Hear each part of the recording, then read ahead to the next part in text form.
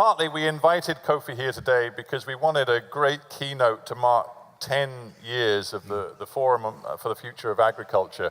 So we're just going to take a moment now to sort of reflect on that decade anniversary and look forward to the next 10 years. So may I, as elegantly as possible, take a moment to invite back onto the stage Yanis Potočnik, who of course is currently chair of the FFA, but also to invite two key players, two key organizers in the FFA, that is Thierry de Lescaille, who's the Secretary General of the European Landowners, and Eric Vierwald, who's the CEO of Syngenta. So gentlemen, if you join me up here on the stage now, and give them a warm hand, ladies and gentlemen.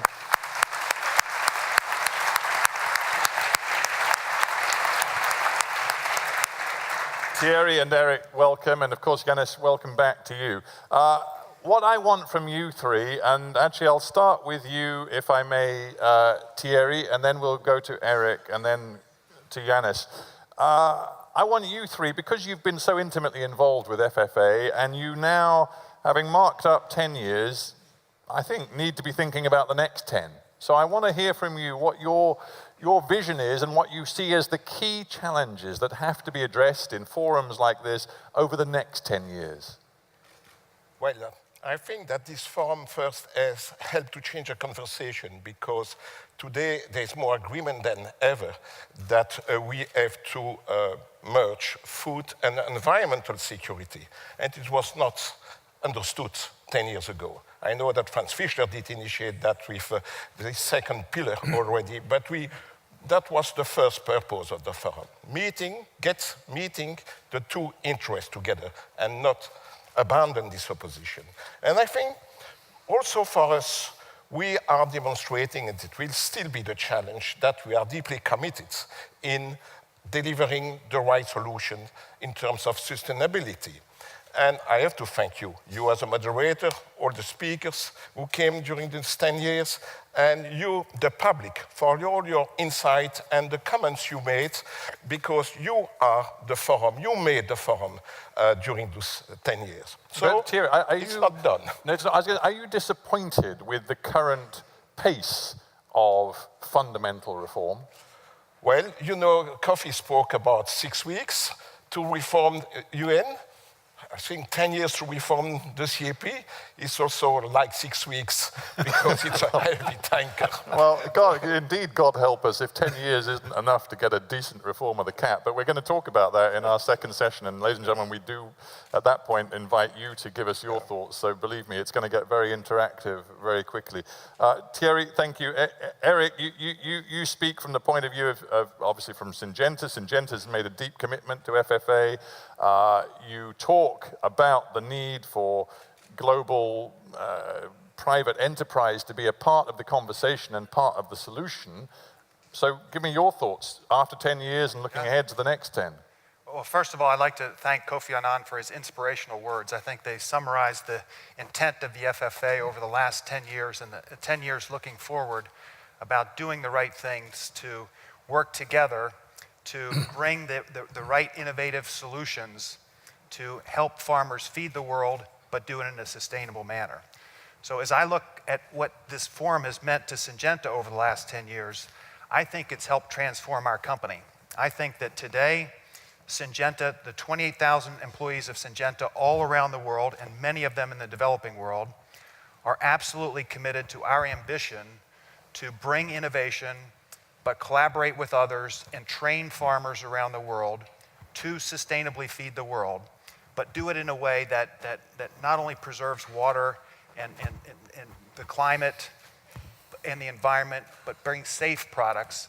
And also, in the developing world with smallholder farmers, we train them. We've trained 17 million during the last 4 years to lift them up and be able to adopt sustainable agriculture practices to feed their families, their communities, their countries, and do it in a way that is just amazing to see. So are you suggesting to me that you have, as a company, fundamentally changed your strategic vision over the last 10 years? And would you expect to modify and adapt that strategic vision further in the future?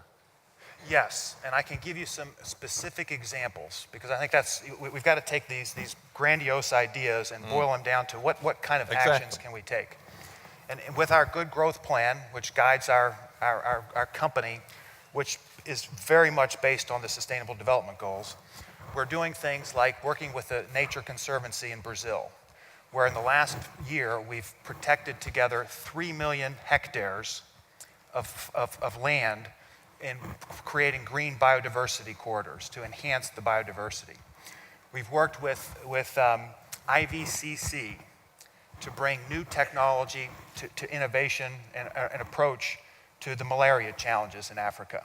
And we're together saving tens of thousands of lives and helping reduce the impact of malaria, not only to save lives, but to help smallholder farmers not be sick and be able to farm sustainably. And I can go over many other examples, but we're starting to see things that are happening in different parts of the world that can scale around the world. And we have to do that together. We have to collaborate. Right.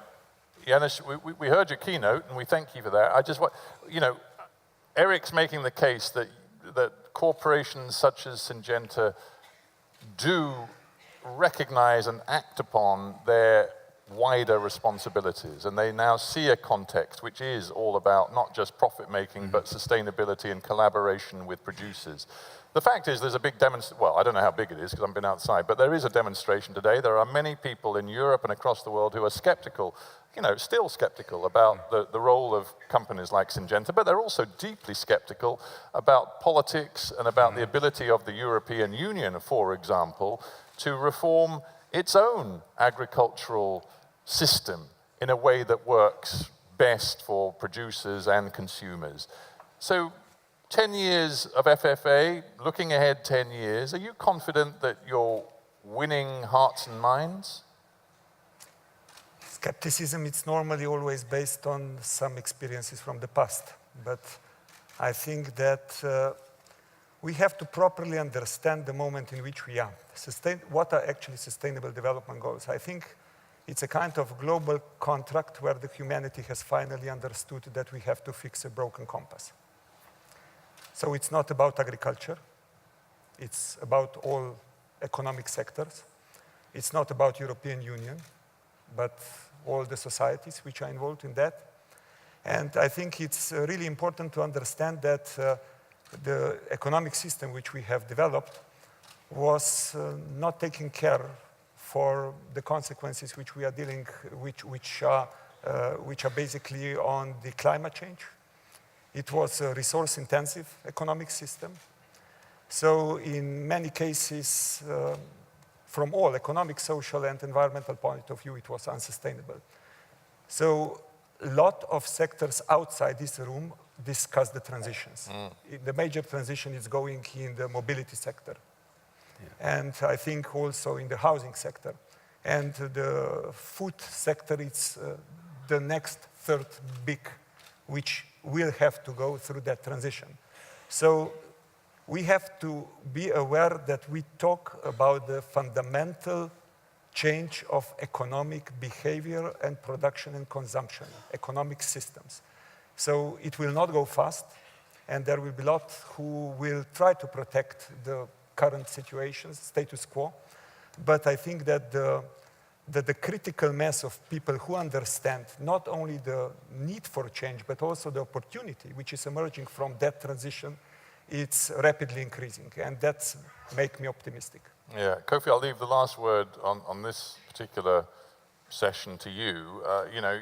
You probably won't be coming to the forum next year or the year after. Many other things to do. But what would your message be to people here, looking ahead to the next 10 years? What do you think, if you were to isolate one challenge that food producers and the wider industry needs to address quickly, what would it be?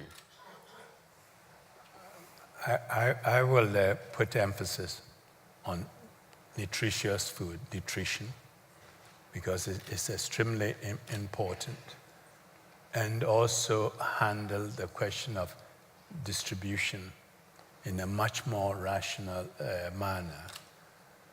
Package it in a manner that you don't encourage losses. Restaurants should also be educated and encouraged to serve reasonable portions. I've been to restaurants sometimes and they put the food on the table. The size is so big. That's because they think you're Morgan Freeman. And I think a Hollywood actor, he eats a lot of beef. But That it turns you off, you know.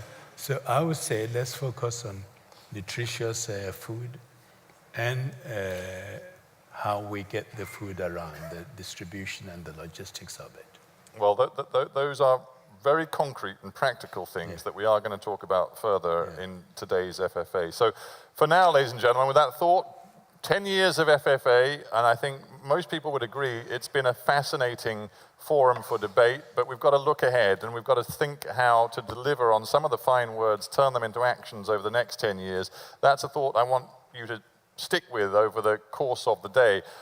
But for now, for all of you who've been so intimately involved with FFA, plus Kofi Annan, we thank you so very much for being here, and thank you, and let's give him a very, very warm hand. Thank you. Thank you. Thank you all. Kofi, thank you so much. Thanks. Thank you. Thanks, Thierry. Thank you, Eric.